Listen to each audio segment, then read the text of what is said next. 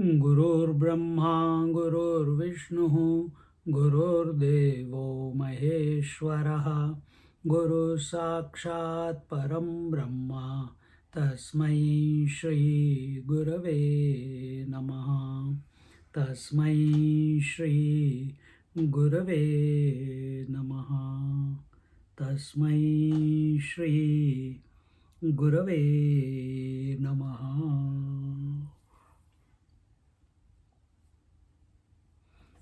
So, the question that was put was, why did Paramatma create the Triputi of knower known knowledge at all? Why create the mess and then try to clear it? So, why in the first place that one without a second reality got divided into knower known knowledge, seer seen seeing, subject object, and instrument of knowledge? And our whole life as a spiritual seeker, what are we told? Please get rid of your Triputi. Meaning, don't come under the influence of the Triputi. The Triputi or the triad of these three, it is only a appearance. It is not real. Real is only the self. And we read the scriptures, we focus our mind, we withdraw our senses, all this for what purpose? So that the Triputi becomes weaker and weaker and eventually dissolves. Why? So here it is told in that 129th verse, Taya Paramatmadiche Shesha Nakahi Taya Sukhasa Ani hoya yevadi kasa kasili zene. So why did the one reality create duality? Why did it create the triad? Why did it create the thoughts? Here the answer is given. The Supreme Self could not bear its oneness of absolute being and thus desired to become many. And this is the thought which is expressed in all the scriptures. In Upanishads also, Sakamayata Bahusyam Praja Yeti. He desired to become many. The singular existence of truth is such that other than the truth, nothing else is. Being ekam eva advitiyam, one without a second, he was all alone without company. Bhagavan Krishna says, those who reach the ultimate goal of the imperishable truth never come back. That is my supreme abode. A great saint commented on this thus, do you know why they do not come back? Because if they do, they will discourage others from going there. Because it is so boring. Why boring? Because nobody to interact, nothing to see, nothing to think, nothing to feel, nothing to conceptualize. No relationship, no communication. क्या करोगे?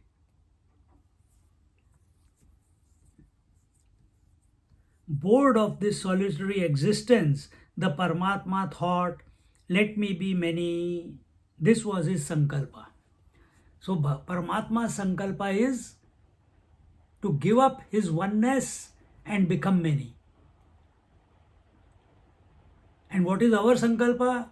To give up our manyness and become one. Exactly the opposite. Oh, but I think I am only one. No, you are father, mother, daughter, sister, seer, hearer, toucher, feeler, thinker, conceptualizer, knower, experiencer, waker, dreamer, sleeper, meditator. So many of you are there. So what is the spiritual journey? To give up these many and come to the one. And what is the sankalpa of the one? To give up the one and be as if, remember, as if express as many. This is the game going on. This is the Leela. Aitreya Upanishad says, Saha Ikshata. He contemplated and created.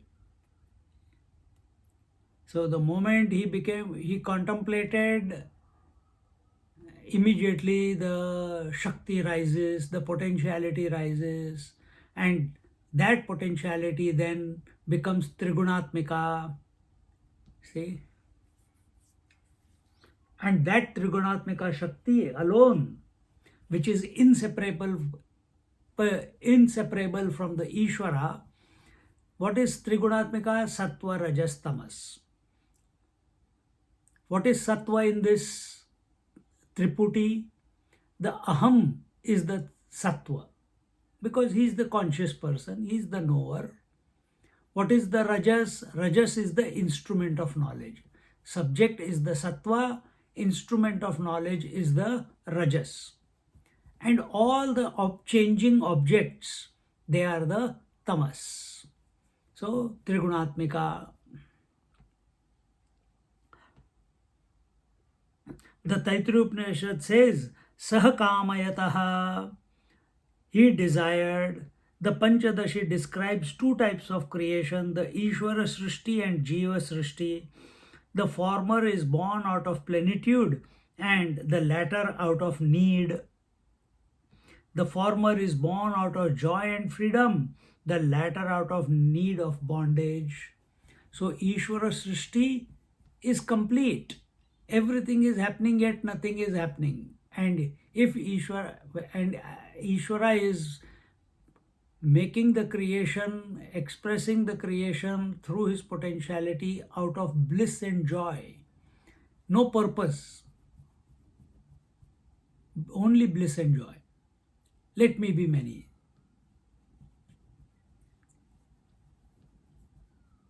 Just like a small child on the beach, he makes the castles out of the sand.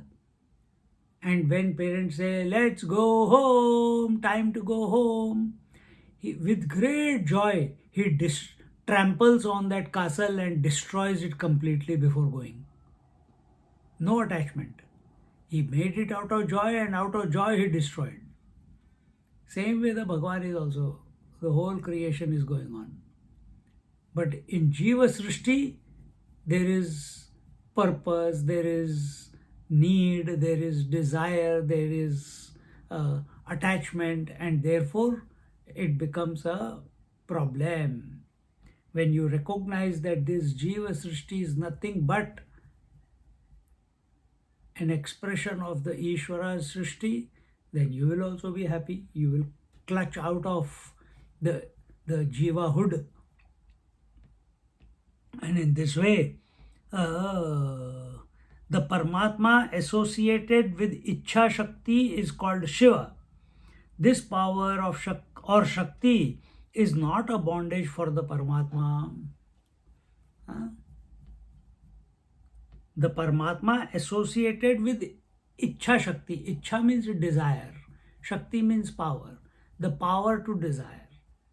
Paramatma associated with power to desire, Ichha Shakti, is called as Ishvara.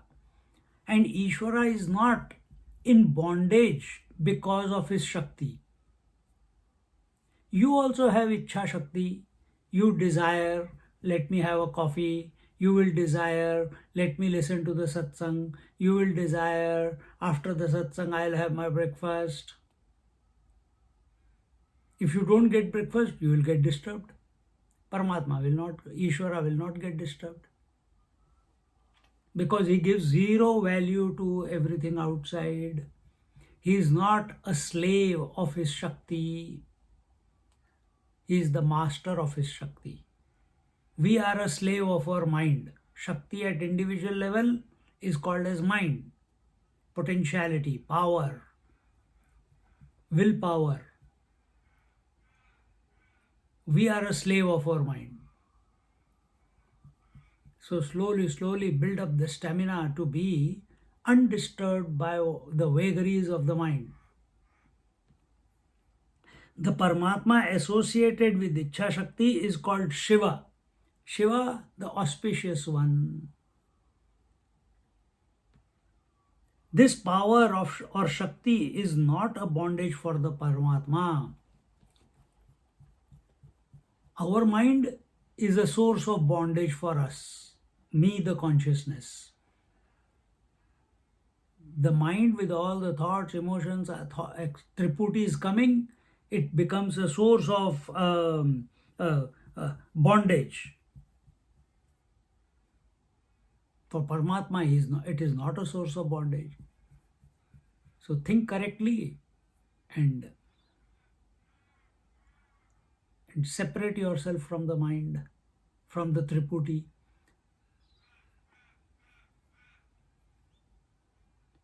And what do you mean by separate yourself from the triputi? Don't come under the influence of the thoughts. Watch them like you watch the traffic. Having said that, the Sad Vastu with reference to the Ichha Shakti manifests as Shiva, and further steps of creation are described. Now, how from that one the Ishwar and Shakti come about? How then the Shakti becomes Trigunatmika and the rest of the creation comes about? That whole ladder, the steps of expansion of one into many, that is being told. सर्वज्ञतेची परी चिन्मात्राचे तोंडावरी परी ते आनंद घरी जाणीजेना.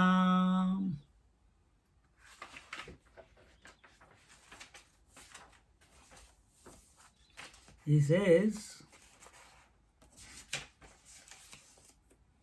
the omniscience of the Supreme Self is due to the pure consciousness that is essentially inherent in it.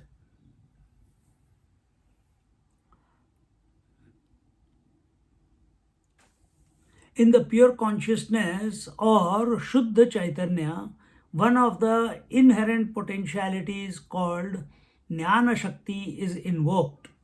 So first was Ichha Shakti, then comes Jnana Shakti, then comes Kriya Shakti. The power of desire, the power of knowledge, and power of action. So now, here it is told, one of the inherent potentialities. So it is one Shakti. Just like one Shakti becomes Sattva, Rajas, Tamas, similarly that one Shakti becomes Ichha Shakti, Jnana Shakti and Kriya Shakti. Kriya Shakti is Tamas, Jnana Shakti is Sattva and Ichha Shakti is Rajas. Without Rajas, creation cannot happen. According to the Pratyabhijna Shastra, refer to chapter 1 on Shiva Shakti Samavesh, the Sadvastu, when referred with reference to the infinite inherent potentiality, is called Chit. So that Sadvastu, Sad means existence, that eternal existence, when referred to with reference to the infinite inherent potentiality, is called as Chit. So with reference to the potentiality, with reference to the Shakti, it is called as Chit. So Sat and Chit are one and the same.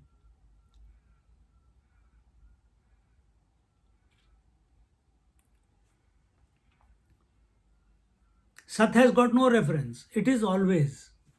But when it is referred to the potentiality, it is called as Chit. The potentiality is called Ananta, infinite, or Ananda Shakti. So what is that Shakti? It is called here as infinite Ananta or Ananda Shakti. This Chit, when referred to with reference to one of its many powers, namely Ichha Shakti, is called Shiva. When it is referred to with the reference to Jnana Shakti, it is called Ishvara. The same Paramatma, when referred to with reference to Kriya Shakti, it is called Sadvidya. See, these are the different terminologies which are used in the Kashmiri Shaivism. Because this text and the Guru Maharaj here, Jnaneshwar Maharaj, they belong to the Nath Sampradaya. And Nath Sampradaya, they follow the Kashmiri Shaivism text. Ishvara Advayavad. So, with reference to Ichha Shakti, that Paramatma is called as Shiva. With reference to Jnana Shakti, that Paramatma is called as Ishvara. See? And that Paramatma with reference to Kriya Shakti is called as Sadvidya.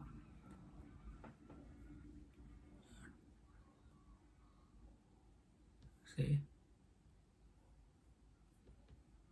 Of these three manifestations of the same principle, OV 129 stated that through the power of desire, the Sad Vastu manifested as Shiva, the Shiva invoking the second potentiality called Jnana Shakti becomes Ishvara, who is Sarva Shaktiman, Sarvajna, etc.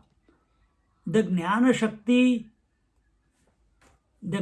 Shakti, the unique omniscience is found nowhere other than in the pure consciousness. So that pure consciousness, that Ishvara, that Shiva, or that Sadvastu, or that Satchidanand Swarup, they are all one only, but only with reference to the potentiality, we are calling them as by different names. With reference to the Ichha Shakti, we are calling it as the Shiva. With reference to Jnana Shakti, we are calling it as Ishvara. And with reference to Kriya Shakti, we are calling it Sad Vidya. All being and here what it is told, that the Shiva invoking the second potentiality called Jnana Shakti becomes Ishvara,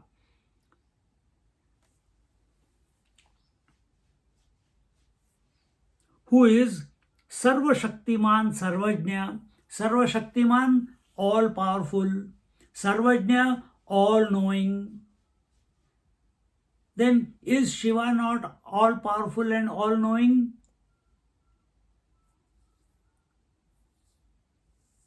Is Shiva not all powerful and all knowing?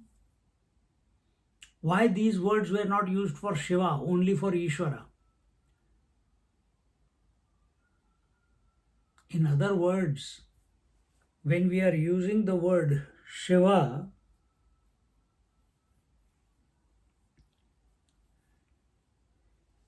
it's with reference to his intention, his Ichha Shakti. The Shakti has not manifested yet. He has just become aware of the Shakti. What do you mean by Shakti? That I want to become many. He has not become many yet. It's just an idea in his head. The disturbance hasn't happened yet within his mind. Everything is quiet. The one has not become two yet. But when he becomes aware that, hey, because when he invokes the Jnana Shakti, immediately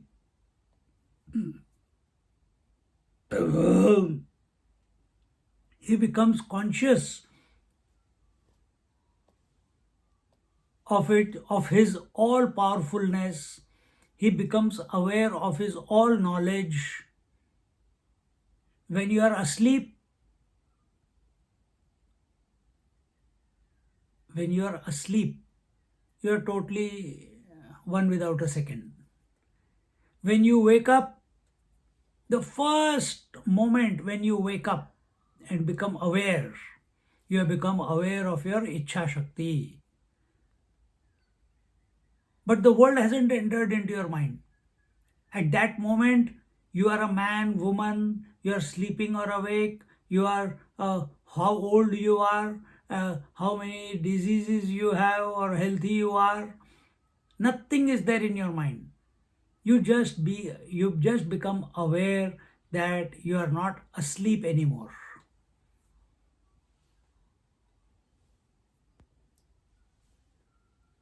That is Shiva along with reference to Ichha Shakti. Then you become available that I am a man, I am awake, I have to take a class, I have to get ready, I have to go to take shower, I have to brush my teeth, and I am so and so, I got such a big list of things to do, blah blah blah blah blah. Suddenly, and you don't succumb to all that information. Suddenly you remember, yes, I can do it. I have to get up. I cannot continue to be lazy. And immediately, Sarva Shaktiman, I can do it. So what I can do it? What was the sankalpa of the Paramatma? I will, without losing my oneness, I will become many. So we forget our oneness and we become many. We take on the different roles, the teacher, the student, the mother, the seer, hearer, toucher, feeler, thinker, waker, etc., etc. Start taking the roles. But what is the difference between the Ishvara and us? Ishvara doesn't forget his oneness. Therefore, he is master of his Shakti. We forget our oneness after waking up. And what is this Jnana Shakti? Jnana Shakti is all thought knowledge that is coming up. All the knowledge by way of thoughts that is coming to us. Ishvara is Sarvajna. He is all knowing. So if you want to compare, even if thoughts come, Ishvara does not get disturbed. He allows the Prakriti to play its game.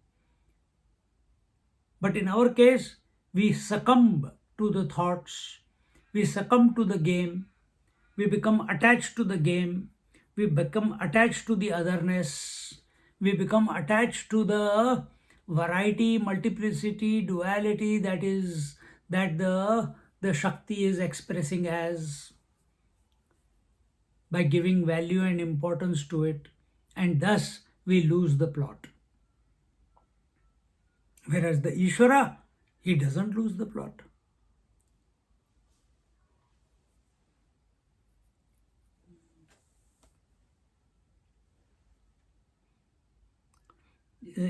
So Ishvara, who is Sarva Shaktiman, Sarvajna, etc., the Jnana Shakti, the unique conscience, is found nowhere other than in the pure consciousness. This conscience, what is this conscience? The Jnana Shakti, the unique omniscience, the all-knowingness. This all-knowingness cannot come from objects. This all-knowingness cannot happen at body, breath, mind, intellect level. It is part and parcel of the consciousness that I am. Sat Chit, that Chit is the omniscience. How much potentiality exists in the ocean for wave formation? How many types of waves are formed? To these questions, the only answer can be infinite.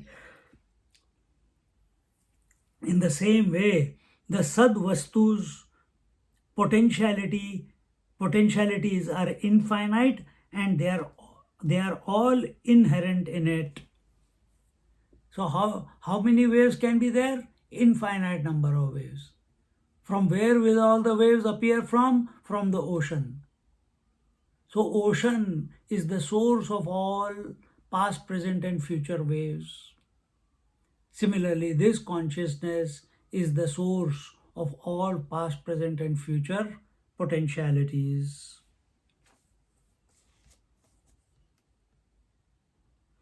Nothing comes from outside, just like no wave can come from outside the water. Similarly, no thought, no potentiality, neither the Ichcha Shakti, nor the Jnana Shakti, nor the Kriya Shakti can come from outside the pure consciousness that I am. See the impact of that statement. And we blame the world, we run away from the world, we run towards the world. We want to possess the world. No, it is you.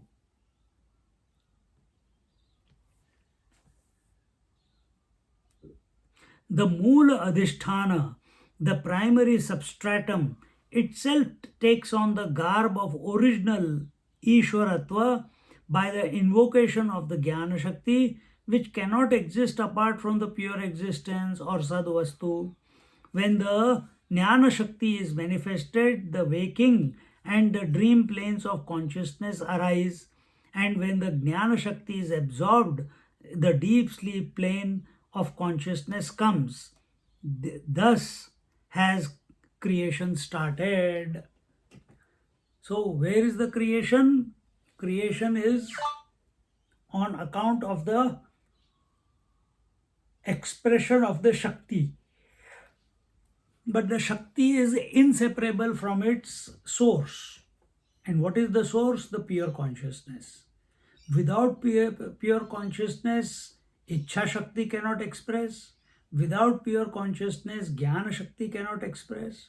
Without pure consciousness, the Kriya Shakti cannot express. Just like without water, wave cannot express. Without water, the tide cannot express. Without water, the froth cannot express, or tsunami cannot express. All expressions of water can express only out of water. They cannot express apart from water. Similarly, Ichha Shakti, Jnana Shakti, Kriya Shakti, they can express only out of the pure consciousness. And when they appear out of the pure consciousness, with reference to Ichha Shakti, that pure consciousness is called as Shiva. With reference to Jnana Shakti, that pure consciousness is called as Ishvara. And with reference to Kriya Shakti, that pure consciousness is called as the Sadvastu. So when Jnana Shakti appears, that I am all powerful, we are talking at totality level, not individuality level. So what is that? What is its expression? Its expression is waking and dream. So what is the Shiva? Shiva is the conscious principle when there is no thought construct in the mind, which is the wakeful sleep. So Shiva is the wakeful sleep. Mind is absolutely silent, but the consciousness is there. The consciousness is awake. There's no influence of ignorance. Then it is called Shiva. That same Shiva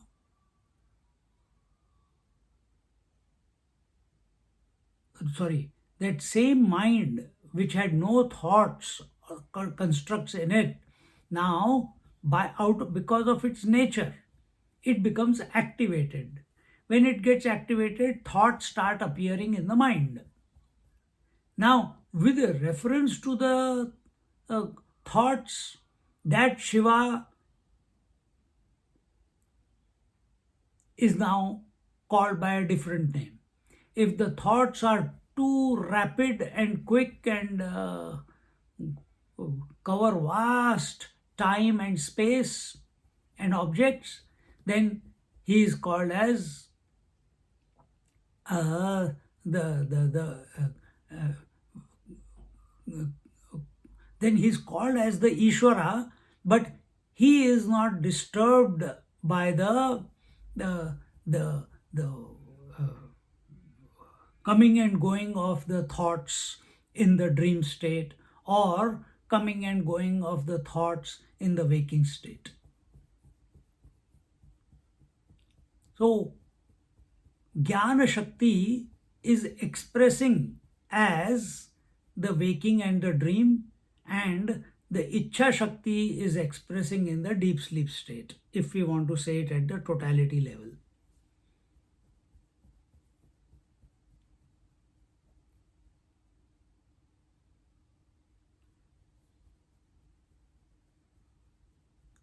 I gave the example just now. When you wake up in the morning, there are no thoughts in your mind, but you are awake. That is the Shiva with reference to Ichha Shakti, that I am awake. And then you become activated, then it is the Ishwaratva which is expressing.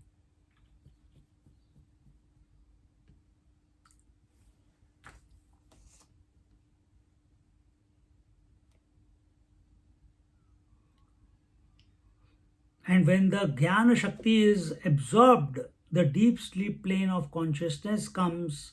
Thus has creation started. And in this way, creation is the flux of the Shaktis, not the flux of the consciousness.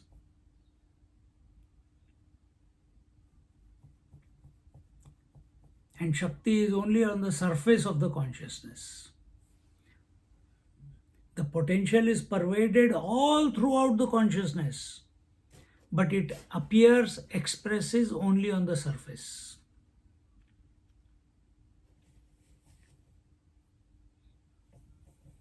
The potential of the infinite number of waves is pervaded in the infinite waters, but they appear only on the surface, express only on the surface of the waters. You cannot have a wave inside the waters. It has to be on the surface, isn't it? Exactly the same way. The further process of relative creation is described.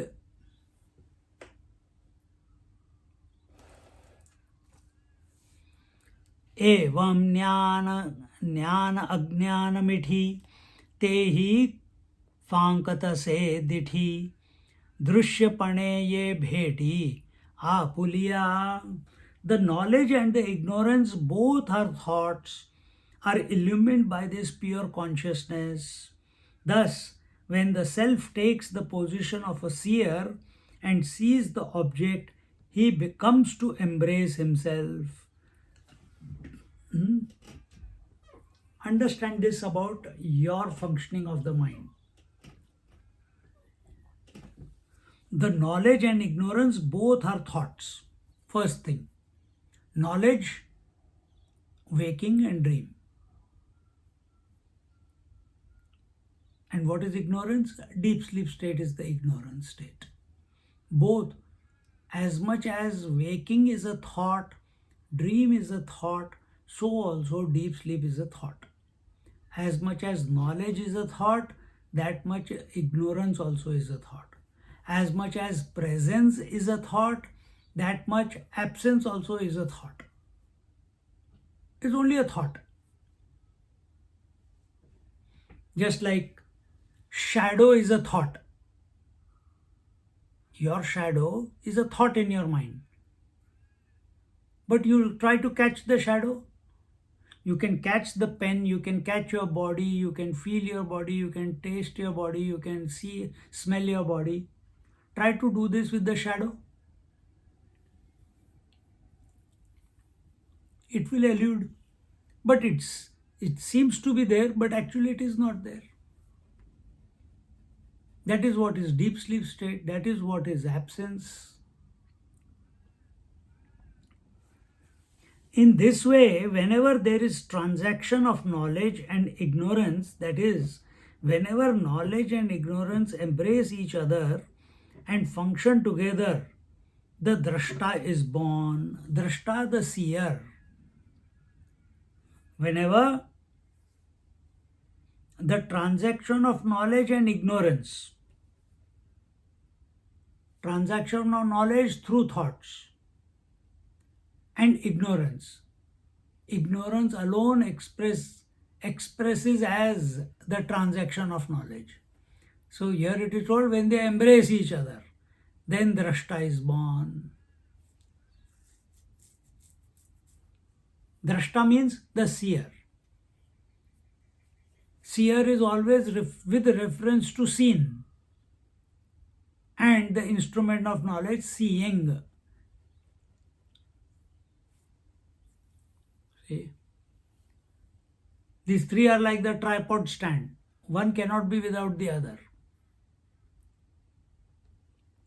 In the example of the snake and the rope, the jnanam, that there is something, this jnana lakshanam is covered by the ajnana lakshana of I do not know what it is.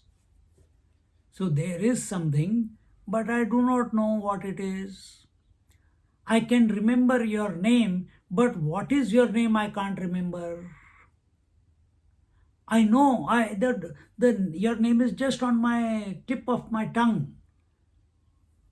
But,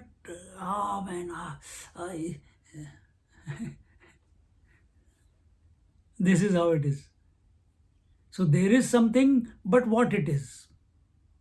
I can remember, I know this shloka, I know this statement, what is said in English, I know what it is in Sanskrit. But what is it?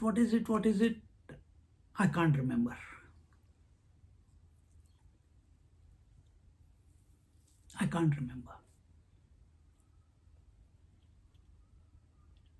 So I know there is something, but what it is, I don't know. So I don't know is the ignorance. I know there is something, jnanam, knowledge. So I know that these English words are told in Sanskrit. I know it is there. I have read it somewhere. I have heard it somewhere. But what I have heard and what I have read, I can't remember. What I have heard and what I have read, knowledge. I can't remember, ignorance. Ignorance and knowledge coming together for who? For me, the drashta, the knower. In this way, in the example of the snake and the rope, the jnanam that there is something, this jnana lakshanam is covered by the ajnana lakshana of I do not know what it is. Again, when one thinks that perhaps it is a snake, it is jnanam existing under the cover or embrace of ignorance. So then what happens when I know but I do not know? Then projection begins. And what is the projection? I think it is a snake, or I think it is a scorpion, or I think it is a stick, or I think it is a something. Then the projection begins. Projection is illusion. And thus, under the cover of ignorance. And this, so this conclusion that I think it is a snake, it is not out of knowledge. It is out of knowledge covered by ignorance.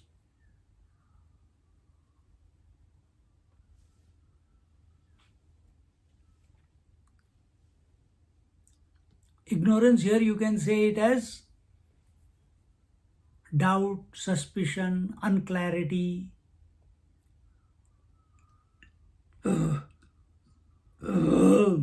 Excuse me.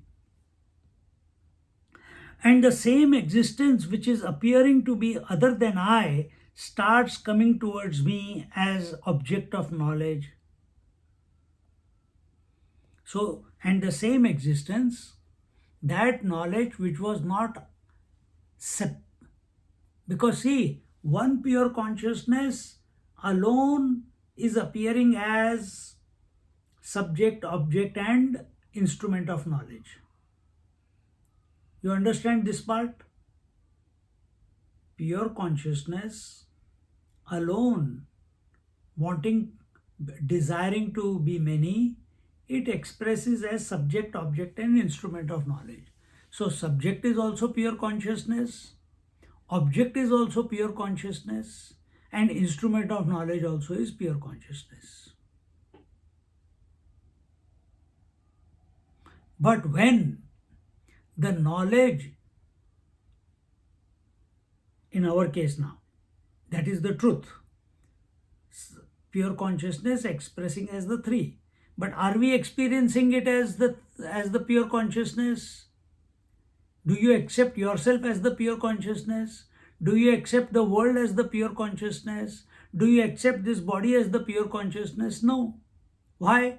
Because the knowledge is covered by, or is in embrace of, is covered by, is under the influence of ignorance. Incomplete knowledge is under the influence of incomplete knowledge. And therefore, what happens? And the same existence which is appearing to be other than I. So what is that appearing to be other than I? The object is appearing to be other than I. Existence is infinite, don't forget. On that existence, the original was rope. But because that rope was seen with the eye of ignorance, now starts appearing as a snake and starts coming towards us to bite us. You're getting the point? Same way, every person who has come into your life is existence, the infinite existence, the pure existence. But because you don't see the truth in that object, in that person, in that experience, in that whatever, because of your ignorance, then you project that that person is my husband. He is not the truth. He is my husband. That child is my child. It is not the truth. This disease is not the truth. It is my body's disease and I am succumbing to it. I think it will take my life. And it comes and takes your life. So whatever we project out there in the world, that projection itself becomes a source of your own misery and comes to persecute you. Therefore, the rule is, as you think, so you become. So if you are suspicious of everything, then you will be under the clutches of suspicion all the time.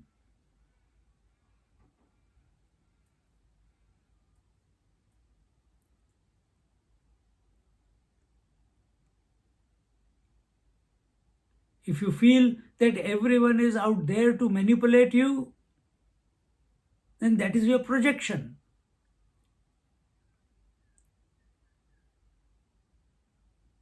Where has this manipulation that everyone has come into my life to take advantage of me, to manipulate me, to trouble me, to persecute me, to make me miserable? This is your projection, not their projection. What are they? Truth. And what are we projecting? All these unwanted things. Then that knowledge, that colored knowledge, that ignorant knowledge, that projected knowledge starts coming towards you to, because you are demanding it, because you are thinking about it, because you are convinced about it, because you yourself have projected that about someone.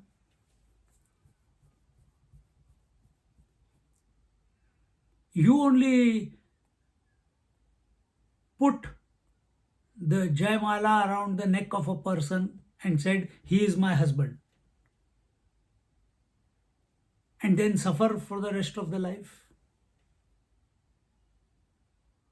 But who is he? He is expression of truth. What have you accepted him as? Not as truth, but as someone to possess, someone to have relationship with, someone to have children with, someone with whom to have pleasure and pain, etc., etc., etc. But you have not accepted that person as the truth. And if you have accepted that person as an individual man who was also born, who is also going to die, if this is your projection about the other person, about the other object, about any experienced object, then you have to face the consequences. There's no other choice. Because you only projected it. You only accepted that infinite reality, because everything is, that man is, that isness is the infinite existence. But you are accepting that infinite as an individual. You are accepting that infinite existence as my husband. You are accepting that infinite existence and projecting on it that I cannot live without him, that he is a good man or a bad man, he is this or that, and you keep adding adjectives to it. And on account of those adjectives, you start suffering or enjoying. This is how it is. Therefore, what are we told? Being told here, everything is the expression of that one alone. It's not just to appreciate what the text is saying, it is to put into practice in life. That everything and every being that is coming in your life, and they appear as a thought, are nothing but expressions of that infinite reality. If that is the case, enjoy, be in bliss, rather than tu, मैं, ye tera nahi, ye mera nahi.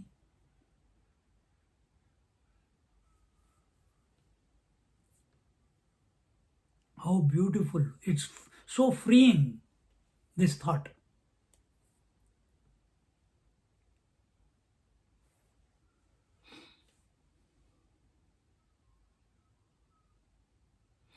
And the same existence which is appearing to be other than I, so existence is as if divided itself into two. One is the aham, the other is the idam. That idam keeps coming to you. Keeps coming to you. What is saying? Starts coming towards me as an object of knowledge.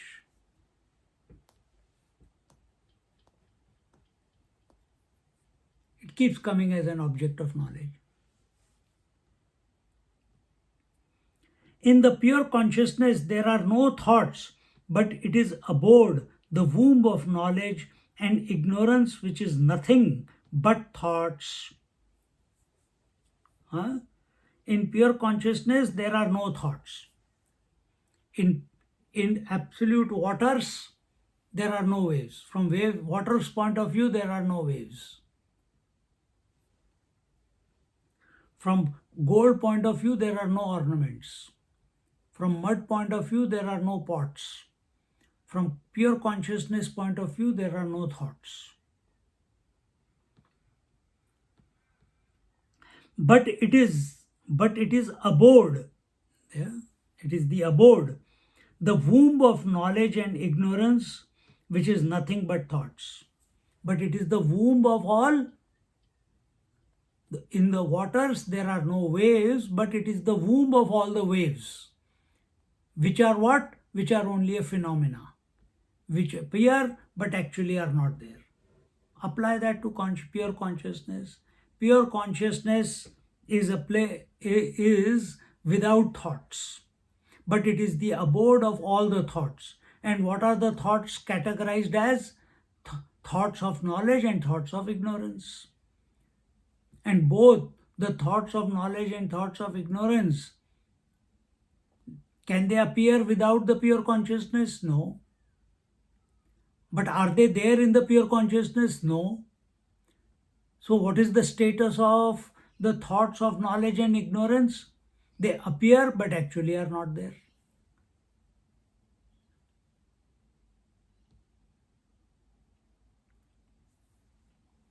But at this stage, there is no vritti jnanam, that is, it is knowledge without a knower. So when we are talking about pure consciousness being the womb of knowledge and ignorance, and that's the phenomena that is going on, if you take the position of the witness, and as the witness you know knowledge. What is knowledge? Waking and dream. What is ignorance? Deep sleep. All the three are coming and going all the time. You are undisturbed. You don't even think this is waking, this is dream, this is deep sleep. It's just going on. Same thing is told here. But at this stage, there is no vritti jnanam. Vritti means thought. Jnanam means knowledge. There is no thought knowledge. That is, it is jnanam without a knower. It is knowledge without the knower. Meaning, the knowledge of an object is taking place without a knower being born.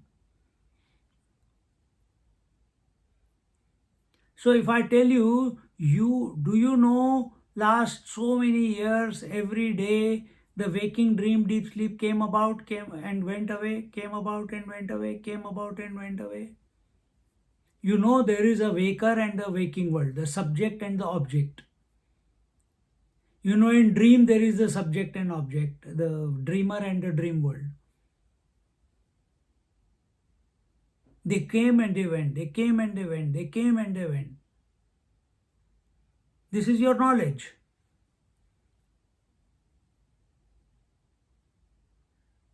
Here what it is saying is that it is jnanam without a knower. That is, it is the jnata. Now the pure consciousness expands as the knower known.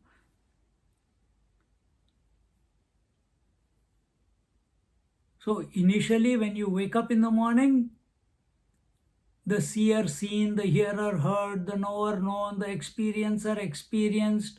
They are not, your pure consciousness that you are has not become divided into two yet.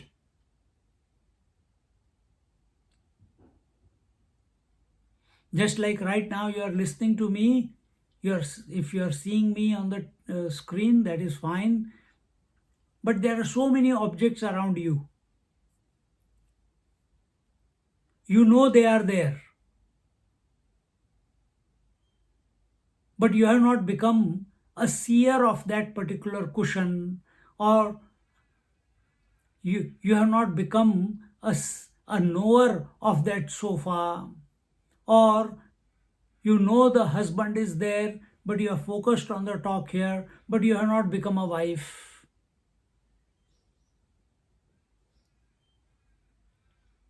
All the objects are there around in the house, but you have not become the seer of that object, or the knower of that object, or the hearer of that object, or the smeller of that object, because you are completely unavailable to those objects. You are available to the satsang. Same thing happens in meditation also. You become so available to the conscious principle that you are, that in the mind, even if the objects are coming and going, thought objects are coming and going, you are not available to them.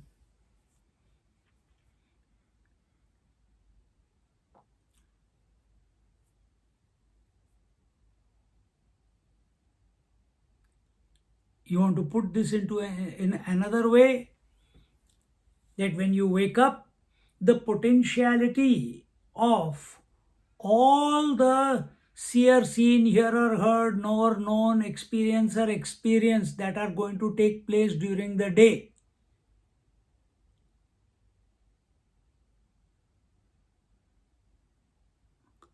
are present in the pure consciousness. They haven't manifested yet, but potentiality is there. When the moment you wake up in the morning,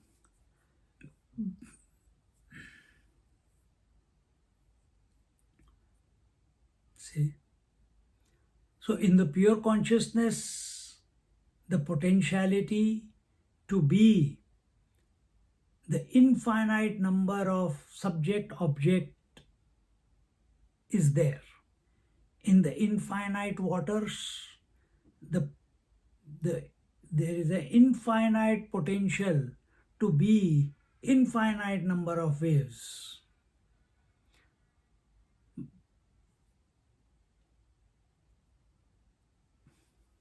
See, the next part. Now the pure consciousness expands as the knower and known. Now the bifurcation takes place. The bifurcation, the division between subject and object. The water itself divides into wave number 1 and wave number 2. The pure consciousness itself divides itself into subject and object.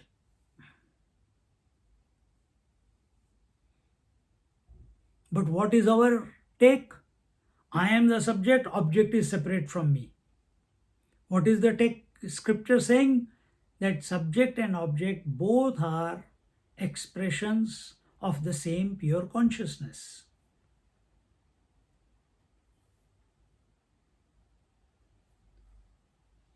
See the impact of that statement.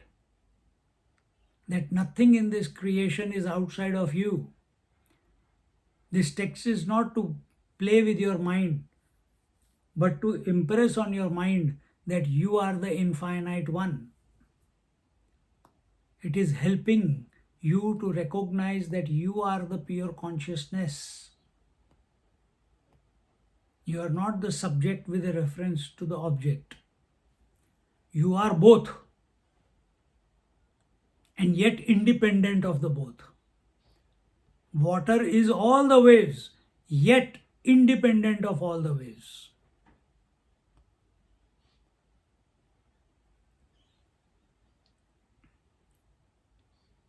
From the point of initiation, the bindu, the object known is cognized in the form of nada, and from there the different kalas or forms are manifested. In this way, the same consciousness manifests as seer and seen, and the whole plurality is experienced. So, Bindunada Kalatitaha Tasmai Shri Gurave Namaha.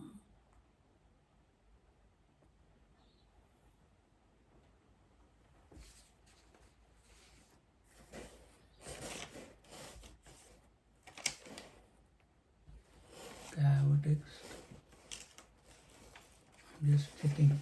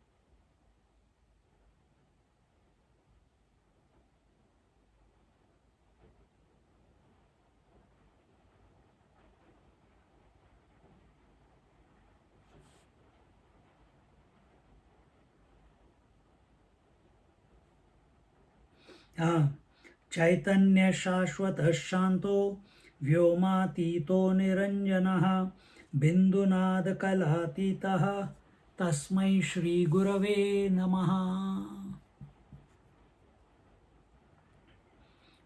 Bindu is that point. What is that point? That point is where the subject-object bifurcation has not taken place. Then that Bindu, that pure consciousness appears as Bindu. Then that Bindu then manifests as the Nad. The Nad is the sound. What is that sound? It is the unstruck sound. Then that sound, as it expands, as it expresses, that unstruck sound becomes struck sound. What is that struck sound? The expansion of that Nad results in the vowels and the consonants. Vowels are unstruck sound. Consonants are sounds born by friction.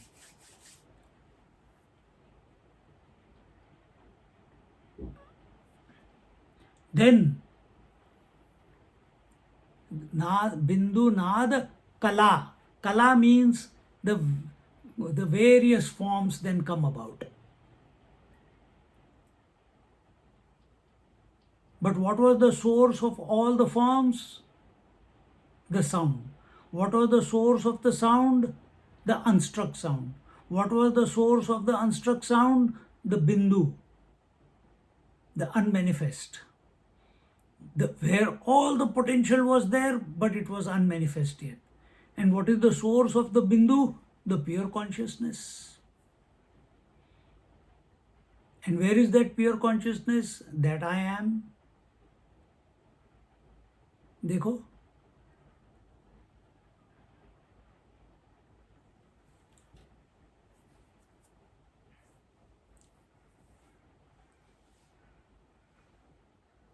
in this way, the same consciousness manifests as seer and seen, and the whole plurality is experienced.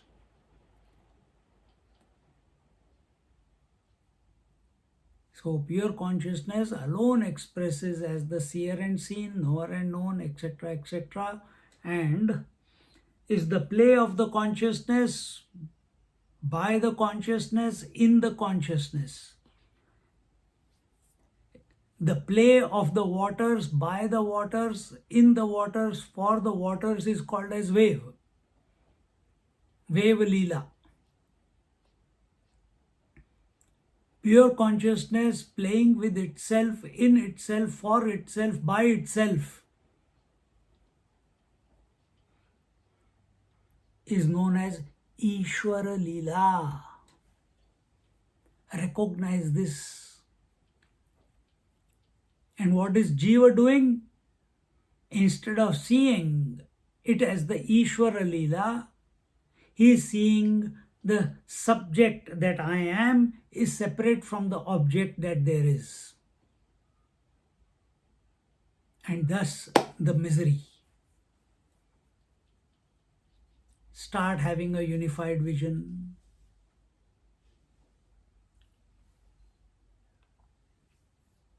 When we come out of the deep sleep plane of consciousness, we become conscious of our being. This is the creation of the mind. The dichotomy of the subject-object is formed. Dvaita takes shape in the form of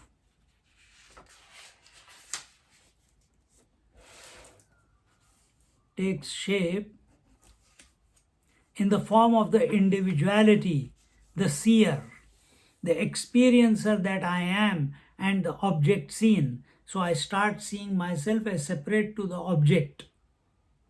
It is this separation of the pure self into the two that causes tension and exhaustion. So the more we see the subject and object as one, everything as one,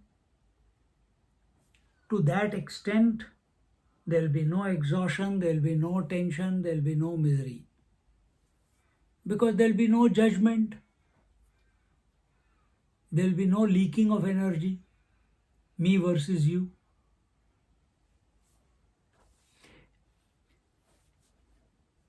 It is the separation of the pure self into the two that causes tension and exhaustion. Because the most natural state of equilibrium is when the differences between the knower and known is bridged. And we are living with insistence that the subject and object are separate. We are living with duragraha, insistence that I am separate to my husband. So if I cook, you wash.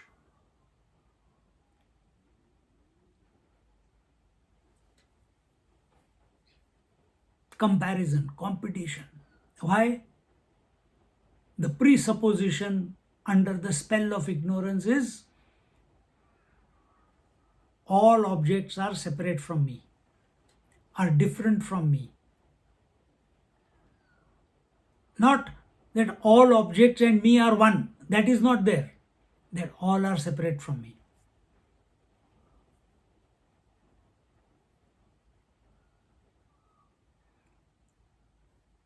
Even though you know that the I, the subject and the object,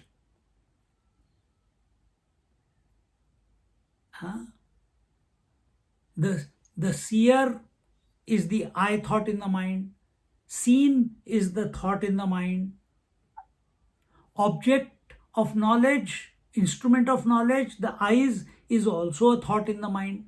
Everything is mind.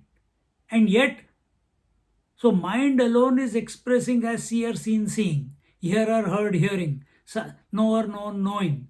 Everything is that mind alone, pure consciousness, essentially. It is called mind with a reference to the thoughts.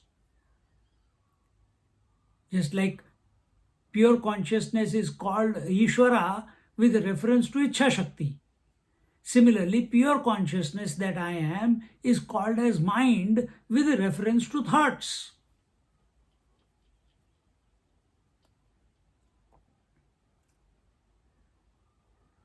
But where are thoughts? Are they outside the mind? No, they are the mind.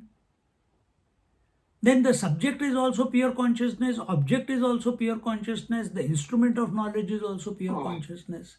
We don't see it that way. We are insisting that I, with which I, who is conditioned by this body, is separate to the object and thus become miserable in life. The true joy is only when the duality of Chit, the knower, and Sat, the known, is totally removed. So duality of Sat and Chit. Sat means existence, Chit means knowing. The object is existing, this laptop is existing, I am the knower is conscious, the object is not conscious.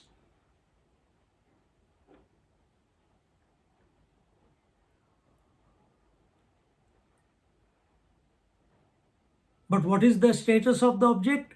It exists. What is my status?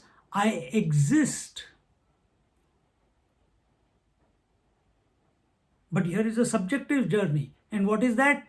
I exist and I know that I exist. I know that I exist. And the moment the existence and knowledge come together, that is realization. Not as a thought, but intrinsically. That existence alone is expressing as consciousness with reference to objects. Wherever there is Jnana Shakti, there alone the Chit is appearing. Otherwise, everything is one.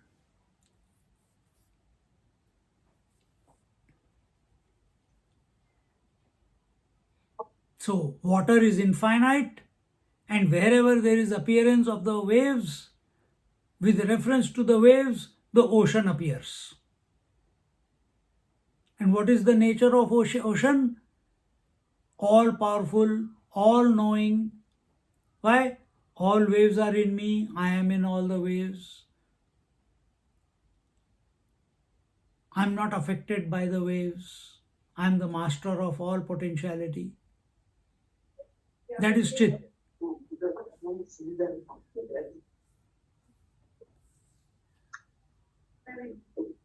Volume कम करो भाई अपना जो भी है.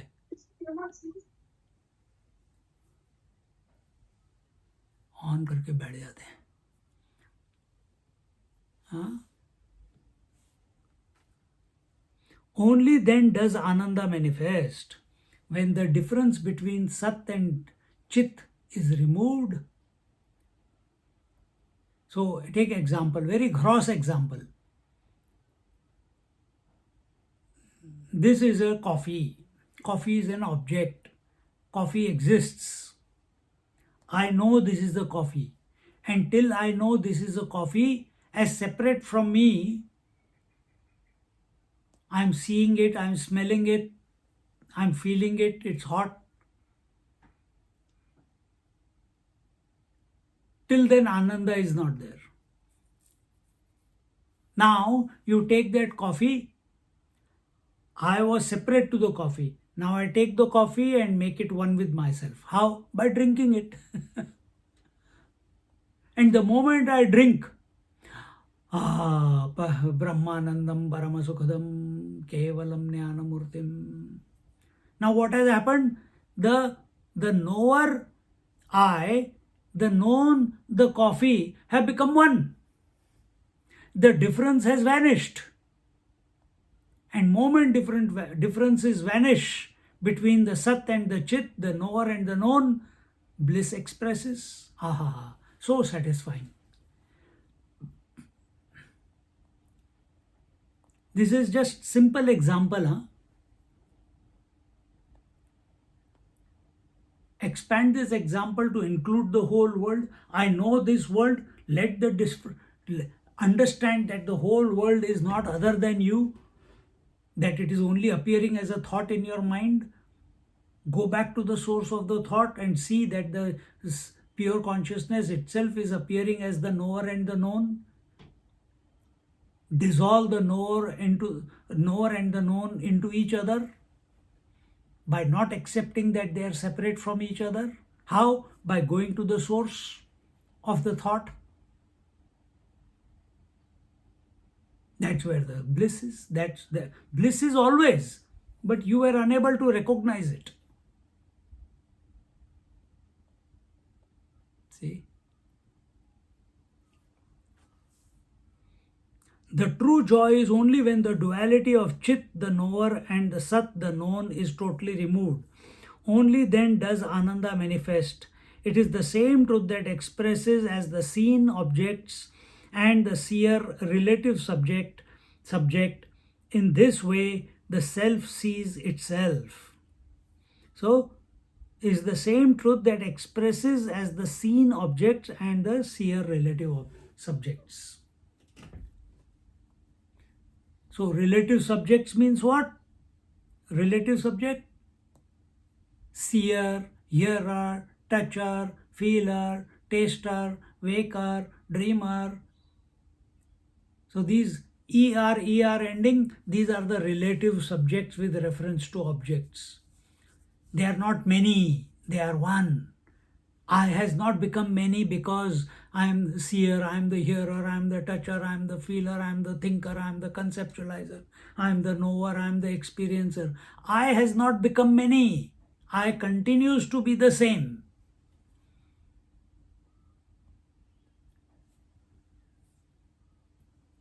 Don't divide yourself. Don't see yourself as a split personality. That seer is separate to hearer, is separate to thinker, is separate to knower, is separate to experiencer. No, it's all one. Merge the knower and the known together. merge the seer and the seen together by going back to the source, by taking that position, by understanding how it is being explained in the text by Jnaneshwar Maharaj. He is saying it from his direct experience.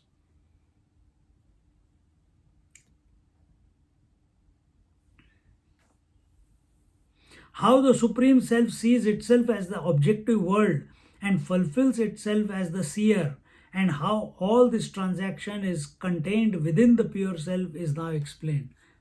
I am already explaining, but even more explanation. Let's see. Not today, next class. Enough for the first dose after 1 month. ॐ पूर्णमदा पूर्णमिदं पूर्णात् पूर्णमुदच्यते पूर्णस्य पूर्णमादाय पूर्णमेवावशिष्यते ॐ शान्ति शान्ति शान्तिः हरिः ॐ श्रीगुरुभ्यो नमः हरिः ॐ